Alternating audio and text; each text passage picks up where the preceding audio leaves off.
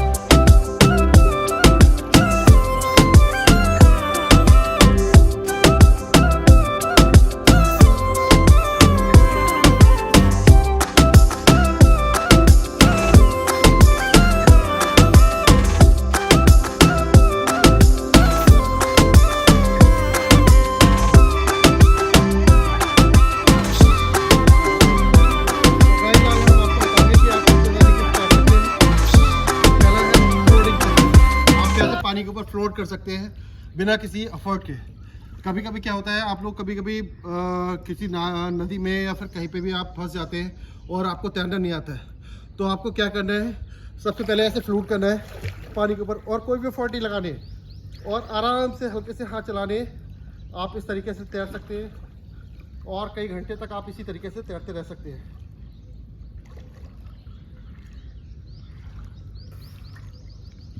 आपको पैनिक नहीं होना है, आपको किसी भी तरीके से पैनिक नहीं होना है, ठीक है। यह है फ्लोटिंग तरीका। और दूसरा, अगर आपको थोड़ा बहुत भी तैरना आता है, तो अगर आप किसी नदी में नहा रहे हैं या पूल में नहाना है, तो सबसे पहले आपको पैनिक नहीं होना है। पैनिक होने से क्या होता है, आपकी जितनी एनर्जी होती है वो आप जल्दी जल्दी हाथ पैर चला के अपनी एनर्जी को फिनिश कर देते हैं और फिर बहुत बुरी सिचुएशन में आते हैं। तो अगर आप कहीं भी किसी भी नदी या नाले में फंस जाते हैं तो पैनिक नहीं होना है। सबसे पहले आपको क्या करना है, नॉर्मली पानी के ऊपर लेट जाना है, ठीक है। पानी के ऊपर इस तरीके से लेट जाना है और सिंपल तरीके से ऐसे हाथ चलाने, पैर नहीं चलाने। पैर नहीं भी चलाओगे तब भी काम चल जाएगा। ऐसे हाथ चलाने इसी तरीके से और आप अपनी जान को बचा सकते हैं। थर्ड वन क्या है कि अगर आपको तैरना सीखना चाहते हैं तो सबसे अच्छा तरीका यह है कि आप किसी स्विमिंग पूल पे या कहीं भी नदी में फंसे हैं और आपको तैरना सीखना है, तो आपको अपने हाथ को इस तरीके से यहाँ पे रखना है और पैरों को इस तरीके से लेट जाना है पानी के ऊपर और इस तरीके से पैर चलाने सीखने हैं, ठीक है, इस तरीके से। तो एक ये भी तरीका है स्विमिंग करने का, ठीक है। जब आप इस तरीके से करना सीखें, फिर उसके बाद आपको हाथ स्लोली इस तरीके से चलाने हैं, साथ में हल्के से पैर चलाने और इस तरीके से आप तैर सकते हैं।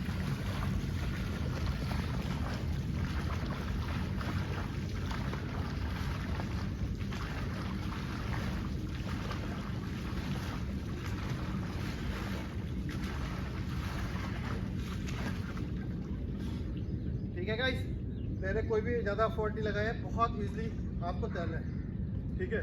थर्ड वन क्या होता है, जो आपके कंपटीशन में सिखाया जाता है, तो उसमें आपको पानी में पैर को इस तरीके से मूव करना होता है, ठीक है। वो मैं आपको दिखाता हूँ। और जैसे हाथ को ऐसे हाथ नीचे रखने होते हैं और ऐसे दोनों पैरों से मूव करना होता है, ठीक है।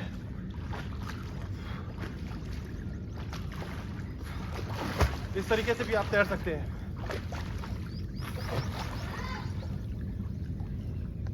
कैसे बनी वीडियो, कैसे बने?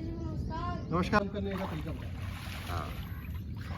में नहाने जाते हैं तो क्या होता है, या फिर कहीं भी नहाने जाते हैं तो आप डायरेक्टली ऐसे जंप कर देते हैं।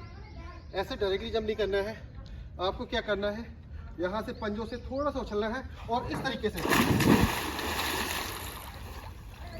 जंप करनी है।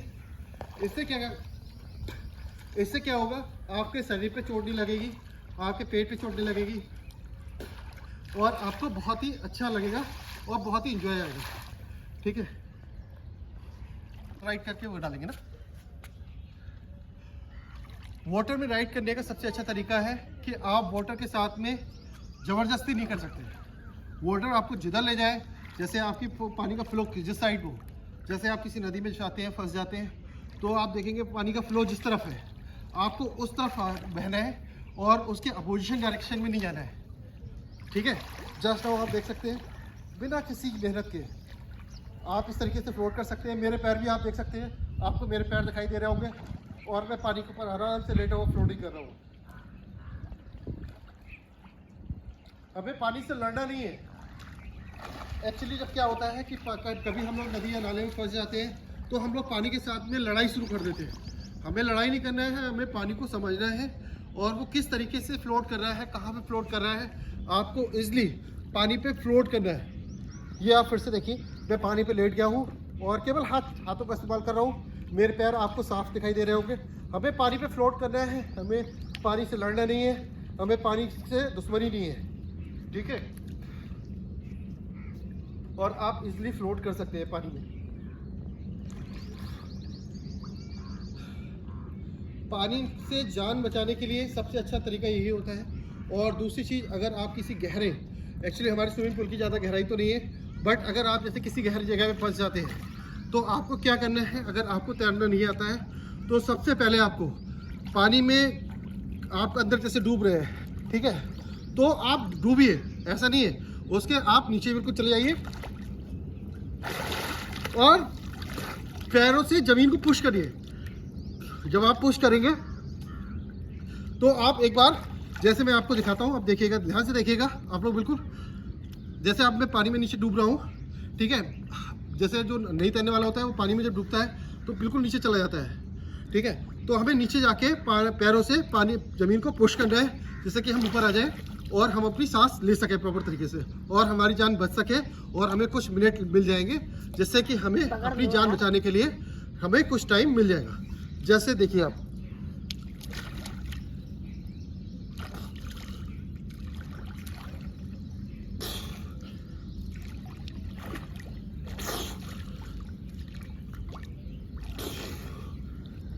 हमें ज़मीन को हल्का सा पुश कर रहे हैं और हाथों से थोड़ा सा पानी को नीचे की तरफ भेजते हैं जिससे कि हमें थोड़ा सा टाइम ऊपर आने के, सांस लेने का मिल रहा है। इस तरीके से आपको सेफ्टी, आपकी बचने के चांसेस बहुत ज़्यादा बढ़ जाते हैं और कोई ना कोई आपको देख लेगा और आपको रेस्क्यू कर लेगा।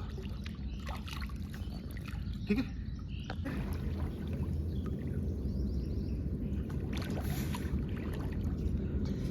गाइस, पानी से मजा कीजिए, पानी को अपने ऊपर हावी मत होने दीजिए। जब भी आप किसी स्विमिंग पूल में रहते हैं, कहीं पे भी रहते हैं, पानी को अपने ऊपर हावी मत होने दीजिए। पानी दुश्मन नहीं है, पानी के साथ आप खेलेंगे, पानी आपके साथ खेलेगा। ठीक है, पानी के साथ में, किसी बुजुर्गों ने कहा है, आग पानी के साथ में कभी नहीं ज़्यादा खेलना चाहिए।